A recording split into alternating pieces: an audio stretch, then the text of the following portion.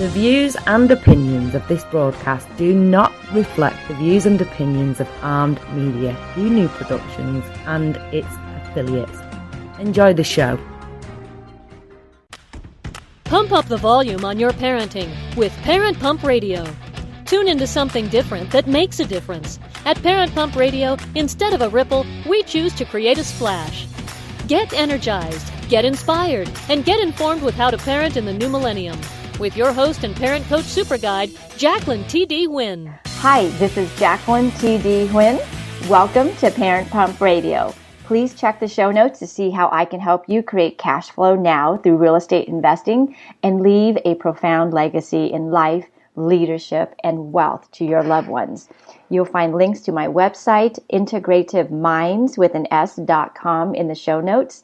And there you can also schedule a 45-minute complimentary consultation to see how I can help you grow your real estate portfolio and leave the legacy you dream of creating. And I would love to come speak at your organization, events, or even on your show. So please schedule a meeting time with me on my website. Our show is available on iTunes, Google Play, Stitcher, YouTube, and syndicated on rethinkradio.org, oneideaway.com, and ARM Radio. So this is September, and if you didn't know it, it's National Suicide Prevention Month. So all month, mental health advocates, prevention organizations, survivors, allies, and community members unite to promote suicide prevention awareness. If you didn't know it, suicide is the 10th leading cause of death in the U.S. and is the second leading cause of death for people ages 10 to 24 years old. They are kids. The suicide rates for 15 to 24 years old are at its highest level ever since 2000. And each day in this nation, there are over 3,000 attempts by young people grades 9 to 12 years old. And that's not even adding grades 7 to 8 in there. And our guest today is a man on a mission to raise awareness of the power of music and its self-care. In addition to being a successful IT entrepreneur, he holds magna cum laude degrees in piano performance and creative writing, and has concertized and performed for many years with a focus on bringing music to audiences in non-traditional ways. In 2011, he launched Music Care Inc., and it's a for-profit corporation. It's dedicated to teaching practical ways music can be used for self-care. His work was recognized by the National Council for Behavioral Health with an Award of Excellence in 2014. So that's like the behavioral health equivalent of winning an Oscar.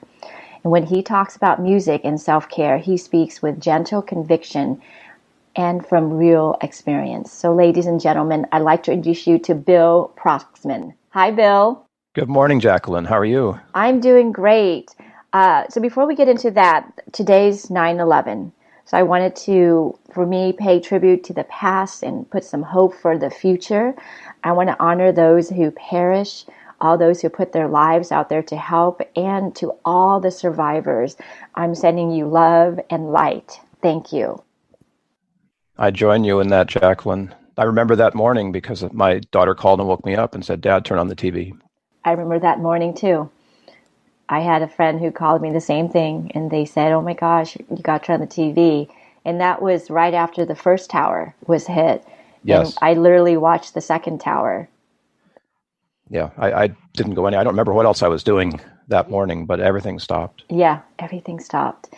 So let's talk about what you do and why it's so important to you. I know you, offline, we talked about you being suicidally ideated. Tell us about that. Yes, the job of a musician, at least the way I view it, is to go deeply into the emotions that are in music and then try to convey those emotions to an audience. So when I'm at the piano, I'm very conscious that that's what I'm doing. And to do that well, you not only have to make the finger bit of it happen and make sure that that's flawless or as near perfect as possible, you also have to bring your emotional awareness I hesitate with the term emotional intelligence because it's bigger than that. But you have to bring your ability to feel into the music. So every time that you touch a piano key or a guitar string, or if you're playing a brass instrument or drums or whatever, every touch that you make of your instrument is something that's going to reach the listeners at a very vulnerable place inside their head, their eardrum. Mm-hmm. And if I can do the touching of a piano key properly, the emotion that is there with that touch will reach you as it touches your eardrum. And it sounds crazy, but that's how we respond. And it has to be that basic. I mean, later on, you can think about it and say, oh, yeah, that was pretty or whatever. But your body, your system, your physiology has already responded to the sound. And your thought about what that meant, comes much later. So this is such a powerful thing because we're all listening all the time. Even while we're asleep, we're hearing things. And if those sounds are supportive, oh, that's beautiful. But if those sounds are antagonistic, not so much. So this awareness of what music does for us, does to us, is very important. It's crucial. I'm thinking of the book and the movie, Incredibly Loud and Incredibly Close, something like that. It was a 9/11 story. But I love the fact that the sound was right there in the title, because that awareness of sound can be very healing if we use it that way, or it can be terrifying, as it was on the morning of 9/11. Music can change your emotion, your behavior instantly. I mean, everybody that hears the Rocky theme song, like you just want to get up and run 10 miles uphill or something. Exactly. And you hear Beethoven or something, and you just feel relaxed and calm. Yes. Definitely music, sound itself, any sound can jar you or change your emotion. Now, you told me that music saved you from suicide. It did, yes. How did it do that? Music, of course, is a vehicle for these things. And on the evening, which was actually a Labor Day weekend, I don't remember the actual date, but it was post 9/11. So when I felt that I'd really reached rock bottom, which is something that is unique for me because my job is essentially to find the bottom of the emotions that I want to perform for you. But when I felt that in my personal life I had reached rock bottom, the experience was pretty objective. It was like, well, see, I did this, I did that. The kids are grown and gone. I was just sort of checking off the list, right? And I came to a place where it's like, well, there's no more meaning in my life. I can continue to make music and whatever, but it's like, why? What's the purpose here? And I realized that I had a journey to take, and that journey could go in one of two ways. It could either be the end of my life, or it could be something else. And I don't know why, but at that moment in my life, on a Friday afternoon, I sat down in the chair with some headphones and put on a piece of music that speaks to me of sadness.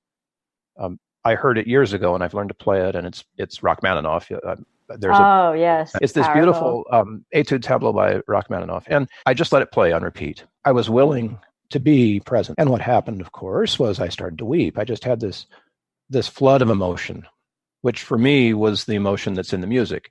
And I let that go and let it be as deep as it could be, and just sat there. I don't know how long I was in the chair, but when I woke up, it was full night. The music was still in my head, and I went to bed. I can't say that there's a moment where I thought, no, I'm not going to stop breathing today, because those moments are still with me. And I do choose to keep breathing. But the morning when I woke up, after that deep experience of being, in the heart of darkness or whatever you want, the shadow, whatever, that work, which came through the music, just allowing that to play within me, I woke up with this new sense of something else, something different, something that wasn't typical for me. And that's something, that little spark, whatever it has been, has kept me breathing since then. So for 12 years now, almost 12 years, that's a beautiful way to allow the experience of music without the thought or the expectations or the whatever else. I mean, clearly I'm happy to be here. I'm glad I'm alive. But at that time, there was no requirement to stay alive or to pass away. It was just this place of great sadness. And I needed the music to mind me in that place, to feel it that deeply.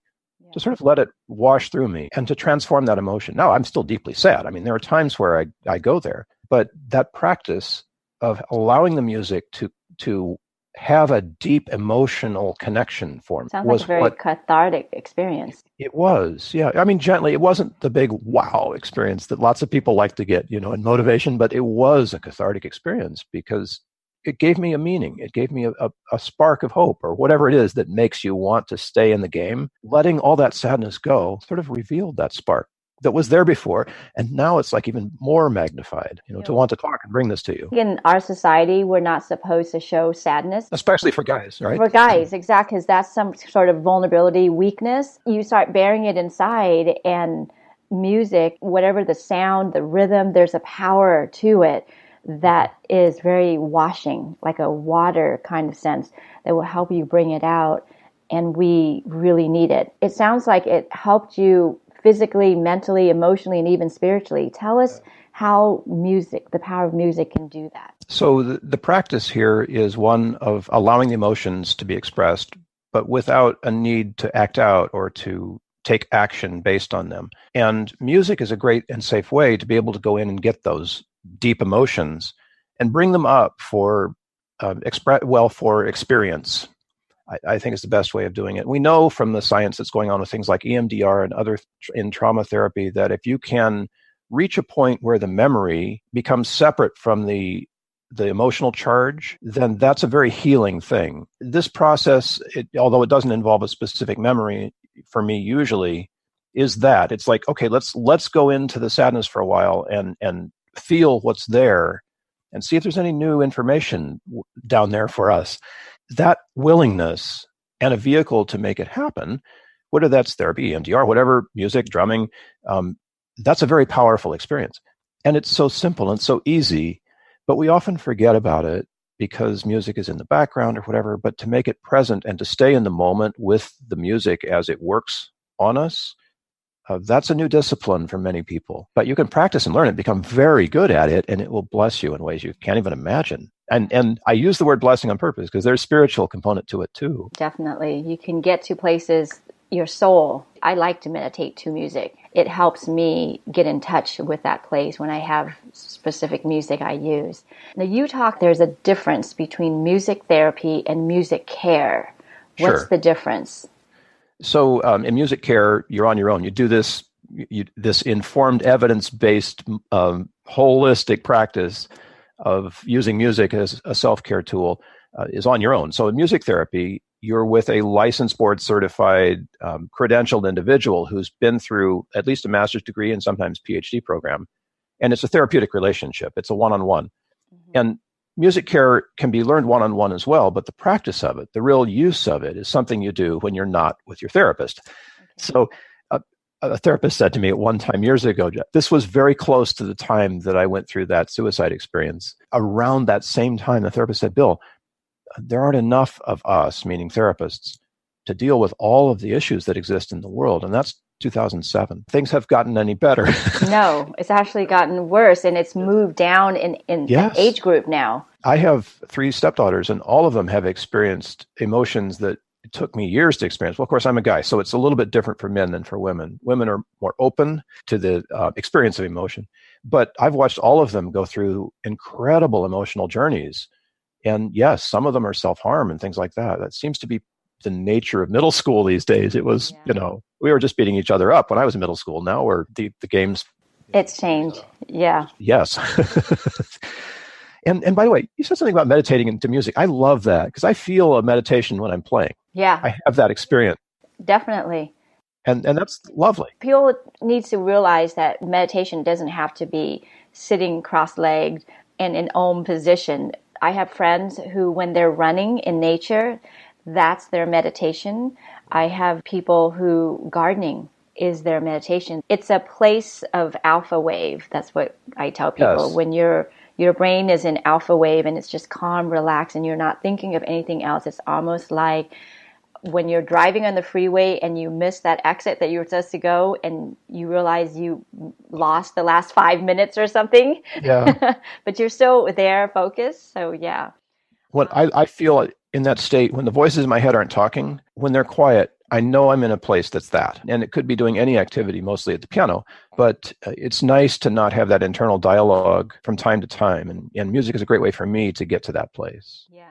Yeah. You watch musicians who play and they're rocking, they're swinging, and you can tell they're in their own meditative place. Lots of us are introverts. Musicians are crazy people, and in amazing artists ways. In general, right? All the amazing stuff in the world. But most of the time, we're pretty private, and there are those, of course, who love publicity and fame, and that's fine. But when you're in the place of making the music, you can get together with people you've never even met before, and start making music together instantly, and that experience, if you're aware of it, is so powerful. I mean, just join up a drum circle someday and just see what it's like. Investigate that, right? Right. Because it opens you in a way that you didn't know you had. Right. And I resisted a long time. Drum circles are like, woo, I'm not do that. Crystal crunchers, but now drumming is like, yeah. There's something very tribal about when you just hear drums only. Connects us too. Yeah. So how can people use music to get ahead in life? Oh, this is a great question. So music is often an intervention, as you mentioned. You put on music to relax or music to help your workout. But there are other ways. So emotional intelligence is a big one on the radar right now. And they're still teaching emotional intelligence like it's a mental process. And I love that because it's an evolution. It's better than not. But emotional intelligence goes way beyond the mind.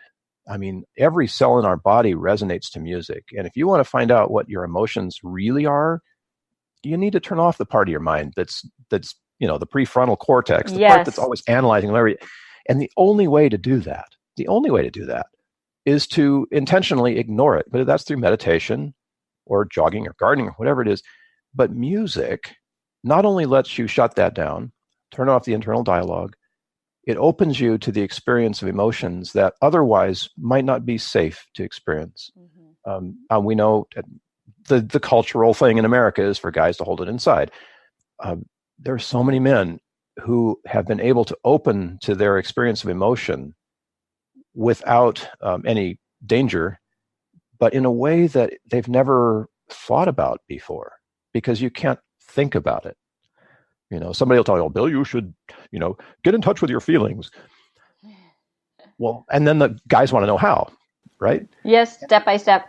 Step by step. So you get out your headphones, you get out the music that you love, and you put that on repeat, and you sit in the chair and do nothing else except listen. And with practice, you can find ways into your own emotional experience that you never knew you had before. So this practice, if there is a practice, even if it's listening or playing or singing, whatever it is, that's the opportunity here. So opening yourself to emotional intelligence, they tell us in business, is a really great thing. And sure, I'd rather work for a guy who was like in possession of his emotional range and able to communicate effectively without disrespect and belittling and all those other things. I mean, who wouldn't? That's just best practice in business. Be able to achieve that, music can give you that experience. Caregivers and parents, I mean, we all use music to sort of maintain peace, and give ourselves some respite. But how do you work proactively with kids and music? Well, you buy some drums and you drum with your kids, because you'll learn things about them and they will learn things about you that only music, only sound and rhythm can open up. There's no other way to get at that stuff. Is there any particular music or just any kind of music that you can listen to that you like? Well, the science is that the music we love individually is our powerful music. So it's a generational thing. Yep. Our kids like different music than we did, and that's normal. But I've learned things from Billie Eilish, who's the current heartthrob. I just found out about Lizzo. I've learned things from Lizzo. Hip hop is amazing. There's such an incredible cultural safety around hip hop. And I know that's a strange term to put to it, but think of the fact that so many people are able to experience anger without having to act it out. Thanks to rap. That's beautiful. We need those songs that are closest to us. So drumming with your kids, you might put on some Billie Eilish, drum to that, and then put on some, like African beat or something. Right. Yeah. And just see what the responses are in the room and start to know what's going on in your kids a little bit more deeply. Yeah. Well, I know you authored and published a couple books. Can you tell us about that? So one of them is about spiritual best practices in business. which is strange, but it's necessary. We need to be able to empower people who show respect and honor and those appreciation and gratitude. And this book is a how-to for how to do that for people who haven't yet figured it out or don't know or want to know more. So a little tiny book called More Than Human. And that's an important thing, I think, for most people. It's on Amazon. And the other one is totally unrelated, although I have a heart for homelessness and have served as a volunteer with homeless people, teaching music as self-care. But this is a book of portraits drawn by my friend Jeff Horn back in the 90s from life. And there are over 100, and we just presented them in this coffee table-sized book. And it's beautiful to look into the eyes of a homeless person and realize there's humanity there. There's a person in there. And that's the purpose of the book. So it's out there. It got some national award as well. And I'm just thrilled to be on this journey and to pull the strings and see where they go. And that was a beautiful one, just completely beautiful, Jacqueline. And what's that one called? That one is called In Our Eyes, In Our Words. Search for In Our Eyes, In Our Words, and you'll find ways that it's doing amazing work right now with homelessness in California. Awesome. And then your online course. Yes. So people are always asking, how do I do this? And there's just one of me. So I'm teaching teachers like you to be able to take it forward. But if you want to dive in, quest.musiccare.net. And at the Quest, which is a quest on purpose, as you'll discover, you can begin to sort of unpack how your music is working for you and expand your range and your opportunity as you learn to use music in this way. Yes, definitely. I know you have lots of resources to help practitioners, facilitators, and also just people. I think talking about suicide and depression is really difficult to start. How do you start that conversation with anybody? Tell us some of the resource that you want to give. Well, I ran a group for people who were suicidally ideated for a while, a meetup group. And it was fun because if we were successful, then nobody would show up. That's good point. Good point. I ran it for a couple of years, and I'm actually reframing that, working with a gentleman up in Orange County to be able to do something similar to that. This starting the conversation, we need to destigmatize suicide the way we destigmatize post-traumatic stress. Yep. Now everybody can talk about that freely. And I think we're at a place where suicide is knocking on the door too and saying, we need to discuss this. We need to be more open about it. Look at me. Yeah, look at me. And there are courses, if you're interested, called Question, Persuade, Refer. QPR is a fantastic 1-hour course that will give you the nuts and bolts for what to do if you find yourself in a situation with someone who's talking about suicide. So Where it's do you not find scary. that? I would just Google and QPR is out there, and it's taught by agencies who are either into suicide or into prevention and early intervention.